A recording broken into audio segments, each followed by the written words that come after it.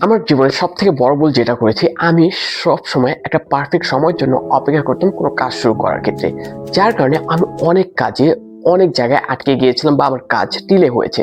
আমি ভাবতাম যখনই আমি পারফেক্টলি এই কাজটা করতে পারবো তখনই আমি শুরু করতে পারবো। লাইক আমি চিন্তা করতেছি, আমি তো ভিডিও এডিটিং পারি না। আমি তো ভিডিওর সামনে কথা বলতে পারি না। তো আমি এখন শুরু করব না। আমি কয়দিন প্র্যাকটিস করি তারপর শুরু করব। এই প্র্যাকটিস করার কথা বলে নিজেকে আমি অনেক দূরে নিয়ে যেতাম এই কনটেন্ট ক্রিয়েশন থেকে। বাট আজকে আমি পারফেক্ট না। বাট এরপরও আমি ভিডিও তৈরি করতেছি। ইনফ্যাক্ট আমি জানি না আমার ভিডিও কতটুকু ভালো হবে।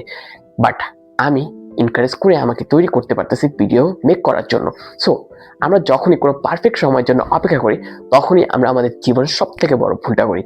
আমি এই ভুল থেকে শিখেছি যে আমাকে কখনো পারফেক্ট সময়ের জন্য অপেক্ষা করতে হবে না, বরং আমার কাজটা শুরু করতে হবে। লাইক আমার শুরুটা শুরু করতে হবে এবং আস্তে আস্তে করে এই শুরুটাই আমাকে পারফেকশনের দিকে নিয়ে যাবে।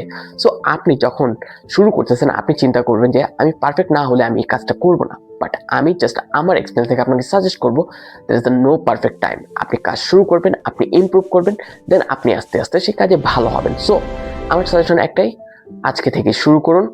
Not stay for perfection. Perfection আস্তে আস্তে আপনার মধ্যে চলে আসবে। সো এই ভুলটা আপনারা আশা করি আর করবেন না। ধন্যবাদ আপনাদের।